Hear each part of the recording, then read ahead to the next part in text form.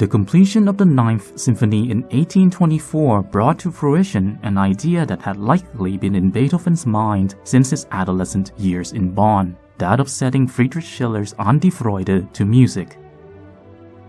Written in 1785, Schiller's An die Freude, or Ode to Joy, embodies the spirit of the time and gives fervent expression to the Enlightenment ideals of brotherhood and moral freedom. As a teenager, Beethoven must have felt inspired by such utopian ideals. And even after having lived through the bitter disillusionment of the French Revolution and the Napoleonic era, Beethoven apparently managed to keep his faith both in these ideals and in the transformative power of the arts to give them an exalted expression. The earliest sketch for a symphony in D minor dates from the spring of 1804. It's actually found in the same sketchbook as the Eroica, a nascent suggestion of things to come.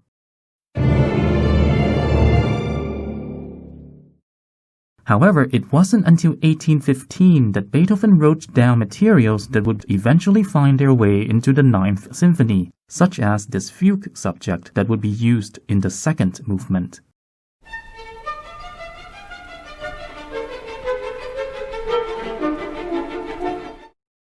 By around 1818, Beethoven was contemplating the unprecedented idea of incorporating voices into the finale of a symphony, though he may not yet have been thinking of using An die Freude in particular for this purpose. It wasn't until 1822 that the two projects, that of writing a symphony in D minor and that of setting An die Freude, merged together to become Beethoven's most ambitious symphonic undertaking. It's interesting to note that Beethoven would actually come to have serious reservations about the choral finale, and he made alternative sketches for a purely instrumental finale, even at an advanced stage in the composition. Ultimately, however, he decided to let the choral finale stand, and the alternative material ended up in the finale of the string quartet in A minor. It's instructive to have a listen to this because it gives us a tantalizing glimpse of how differently the finale of the Ninth could have turned out.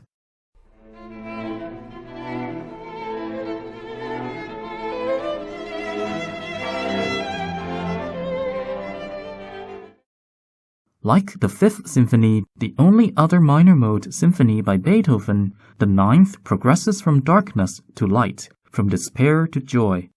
However, in the Ninth Symphony, Beethoven eschews the intense economy of the Fifth and aspires for monumental grandeur. It's a symphony that seeks to address universal rather than personal concerns.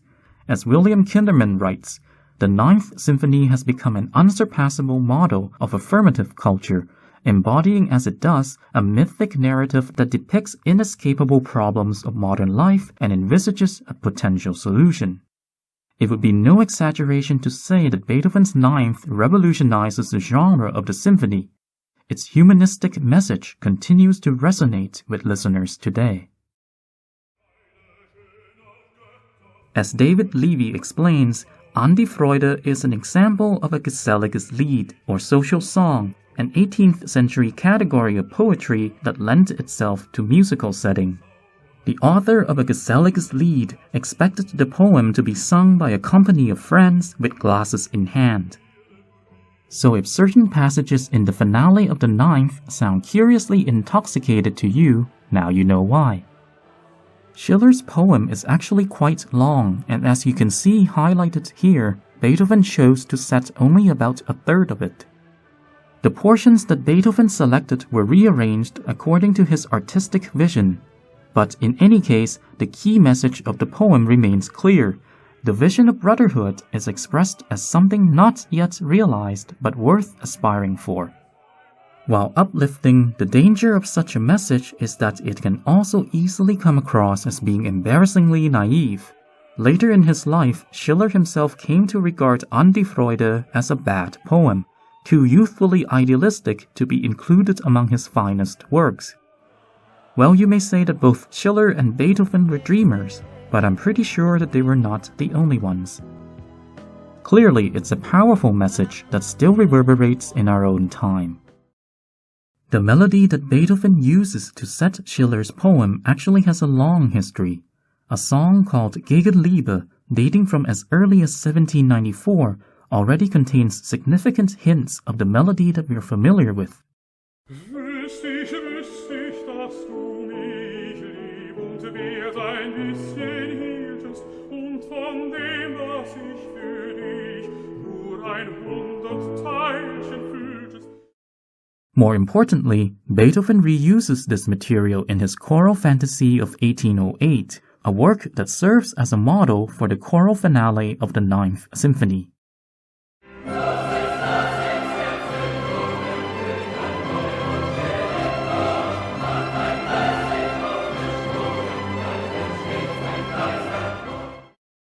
The sketches reveal to us that Beethoven worked really hard at fashioning this pre-existing material into the Ode to Joy theme that we recognize.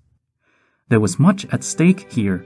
One important piece of contextual information that we should be aware of is that the idea of national anthems was beginning to emerge in the 19th century.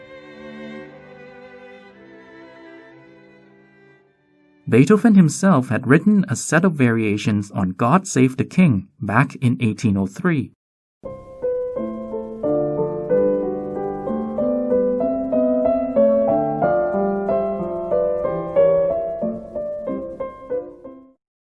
In this light, the noted Beethoven scholar Lewis Lockwood finds it likely that the formation of the Ode to Joy theme reflects Beethoven's ambition to create a kind of supranational anthem that could express the universal brotherhood of man. To achieve this aim, the music needed to be simple and memorable. At the same time, it has to be solid enough to serve as the culmination of a massive symphony. In other words, the Ode to Joy theme is to be the hard-earned reward at the end of a long journey. Let us now trace that journey. The Ninth Symphony grows out of silence, enigmatic and primeval.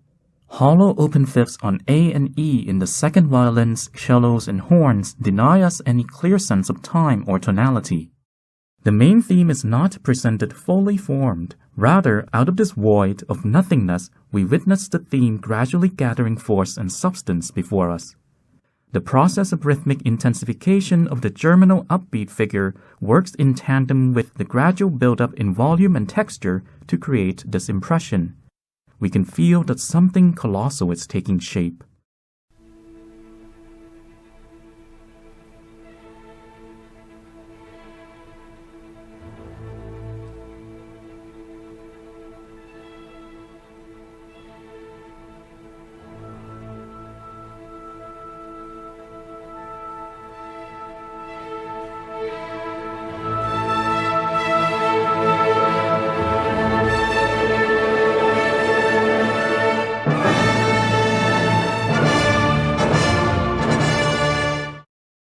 Unyielding and terrible, the granitic main theme is proclaimed fortissimo in orchestral unison, arpeggiating the tonic D minor harmony in imperious double-dotted rhythm. After the unison statement, powerful chords confirm the tonic D minor. Then the subdominant seems to be receiving the same treatment. However, the last chord becomes sustained, and the bass quickly leaps from G to E flat in measure 24, abruptly shifting the harmony to the Neapolitan. This metrically displaced harmonic shift is so striking that it feels like the rug has been pulled from under our feet.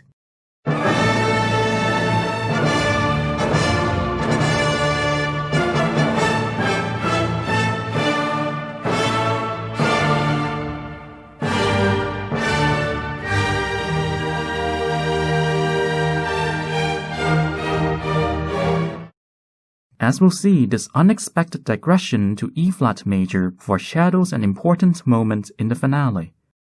Looking back, it would appear that the first 16 measures constitute an introduction. However, it turns out that this apparently introductory material will keep recurring.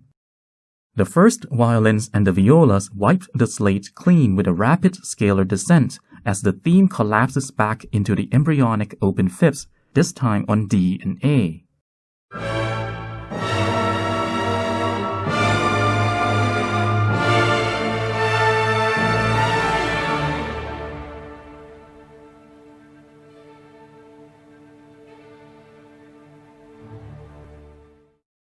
If we were to follow the same trajectory as the first 16 measures of the movement, then we should end up with the main theme in G minor this time.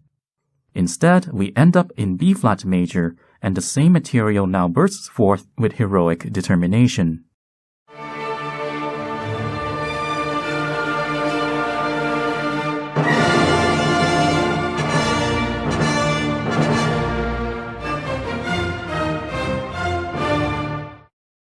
So thus far we have had two large statements, where the first asserts D minor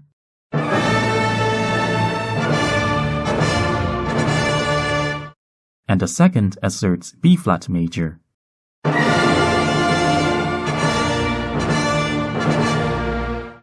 The polarity between these two tonalities is an important feature of this movement, and B-flat major will prove to be a significant key area throughout the symphony as well. A massive half cadence propels us into the austere transition. Incidentally, due to the tonality and the figuration, this passage has always reminded me of Bach's famous Toccata and Fugue. Even though the similarity may be coincidental, there's no question that in his late period, Beethoven increasingly sought inspiration from older models, especially the music of Bach.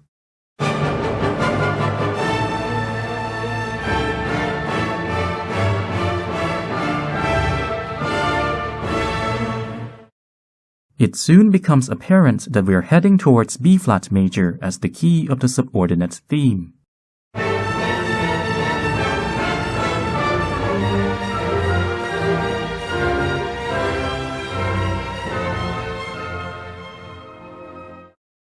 But because everything seems to be constantly evolving, and Beethoven deliberately avoids any unambiguous root position B-flat major harmony until measure 150, it's not perfectly clear where the subordinate theme truly begins.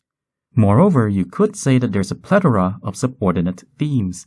What's clear though is that new material in a contrastingly gentle character is presented in measure 74. More intriguingly, Wagner already notices an early hint of the Ode to Joy melody here.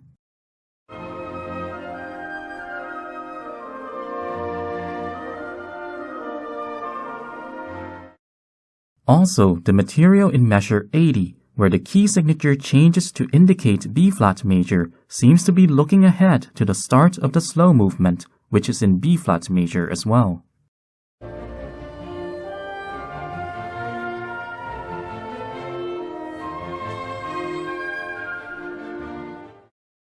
There's a digression to the refreshingly remote key of B major in measure 108.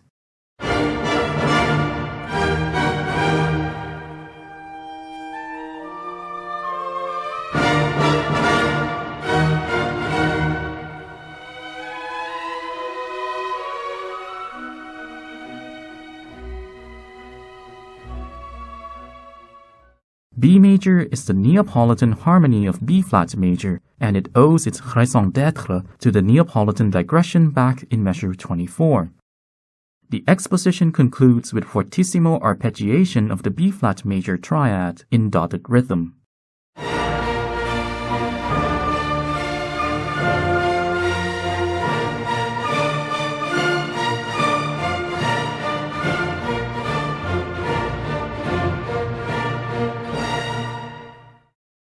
For the first time in his symphonies, Beethoven does not write a repeat sign at the end of the exposition. Nevertheless, listening to the start of the development section without a score in hand, you could mistakenly believe that the exposition was being repeated.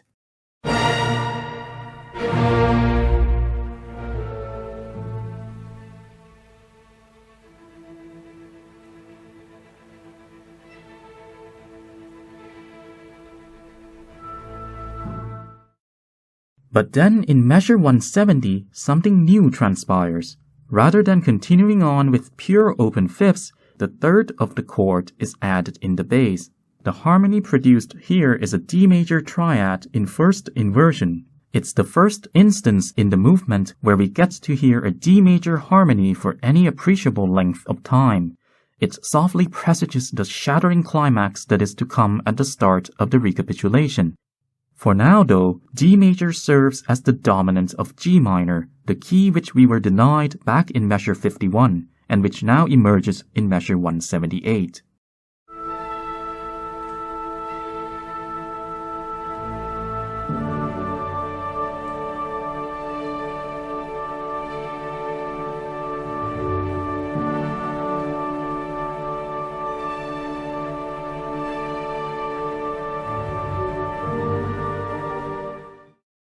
The main theme's downward arpeggiation, formerly monolithic and vehement, now takes on a more fluid and plaintive character.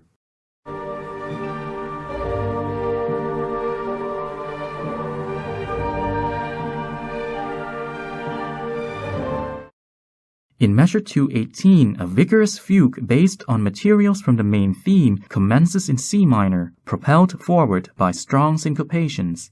The fugue then works its way through ascending fifths to G minor, D minor, and A minor.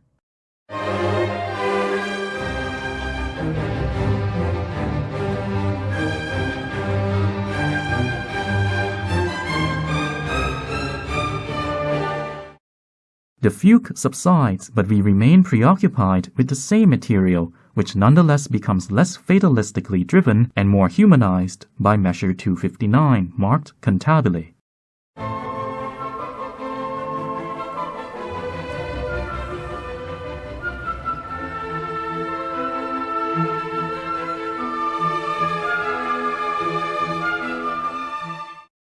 Then, material from measure 80 in the subordinate theme group briefly appears, and the mood relaxes further as we move from A minor to F major.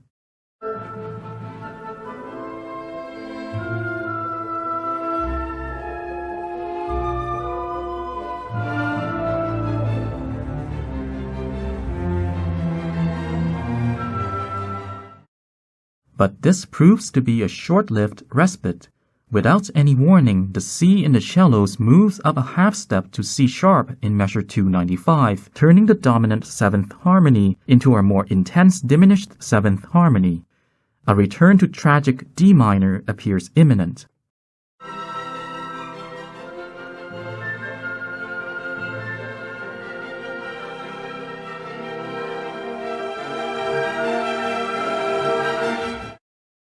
Quarto punctuations in the brasses reinforce the strings and winds in what seems to be an inexorable descent into the abyss. Like in the 8th Symphony, Beethoven transforms the return of the main theme at the start of the recapitulation into a dramatic event. We find ourselves overwhelmed by a blinding D major harmony in first inversion. The mysterious nebulous open fifths at the start of the movement now take on definite shape, at once brilliant and terrifying. As David Levy opines, never before had a major chord sounded so apocalyptic. The major tonality here seems to be permeated with cruel irony.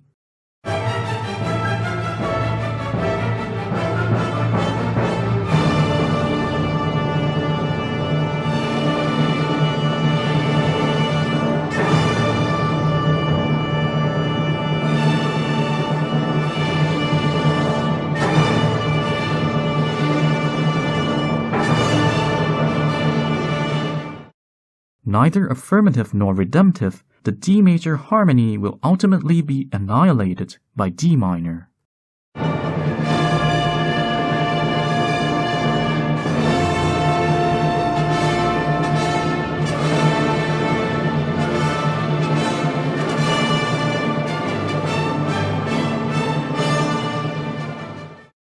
And through all of this explosive drama, the timpani rolls keep us on the edge of our seats. In this way, Beethoven brings the overarching dialectic between D minor and D major in this symphony to the foreground with shocking immediacy. The negation of D major by D minor is then poignantly played out in the return of the subordinate theme group.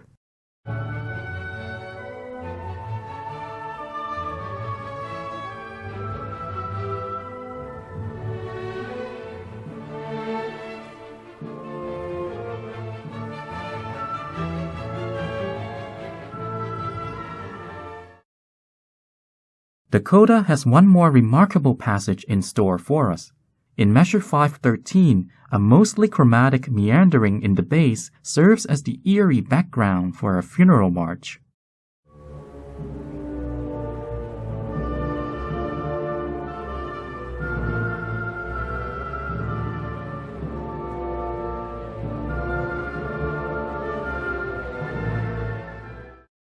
The funeral march grows to terrifying proportions as a solemn procession for the dead becomes more like a macabre march of the dead. Arising out of this music of terror is the final appearance of the implacable main theme, which brings the movement to its tragic conclusion.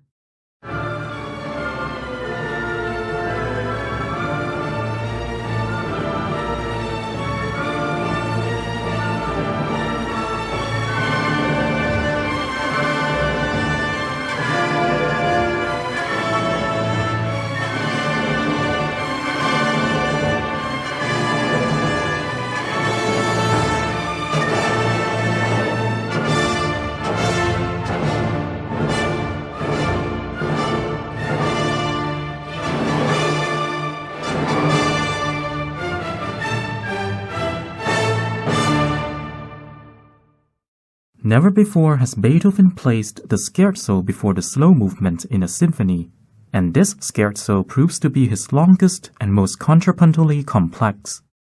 We begin with a bold introduction that offers a parody of the main theme from the first movement. Recall the powerful downward arpeggiation of D minor harmony in double-dotted rhythm that we encountered in the main theme from the first movement.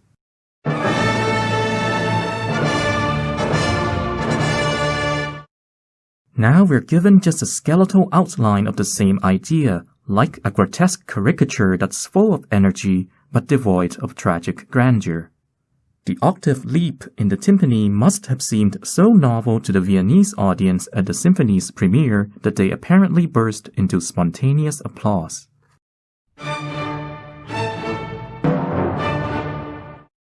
The scherzo section is actually cast in sonata form, with the main theme serving as the subject of a fugal exposition. The distinctive octave leap helps to clarify the entrances of the subject, which occur every 4 bars, establishing regular 4-bar units that will be deliberately destabilized in the development section.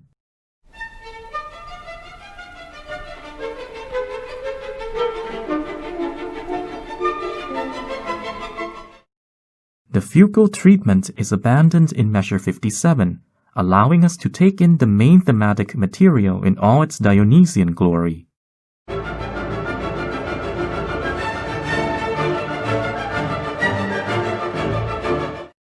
The boisterous subordinate theme is given in the unusual key of C major, though it's still ceaselessly driven by the octave leap in dactylic rhythm from the introduction.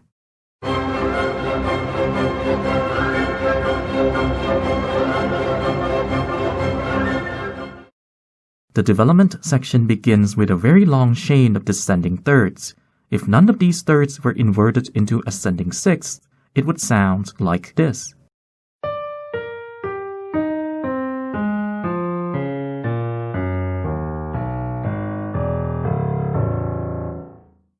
We seem to reach our destination at A, the dominance of D minor, but there's still so much energy left that the music climbs 2 more half steps and finally lands on B, which is treated as the dominance of E minor.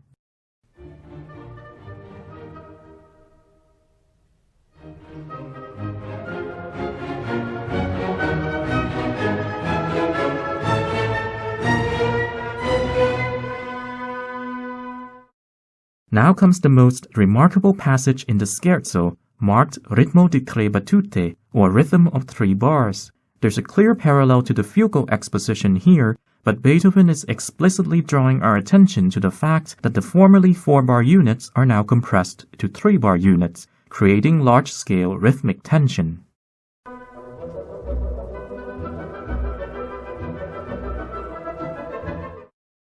Another detail that grabs our attention is the use of the timpani to articulate both the 3-bar units and the abrupt modulation to F major.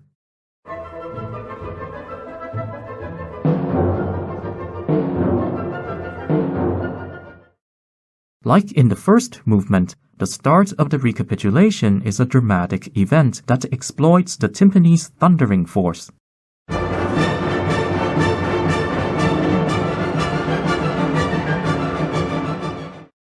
The trio provides a stark contrast to the scherzo in terms of the meter, mode, and character.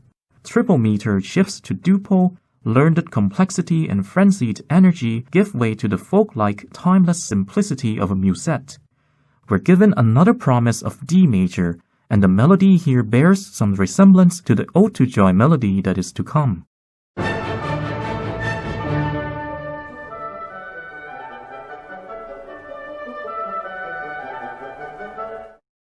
Near the end of the movement, Beethoven delivers the same punchline that he already used in the scherzo from the 7th Symphony. The trio seems to be returning once more, but it's abruptly cut off mid-phrase.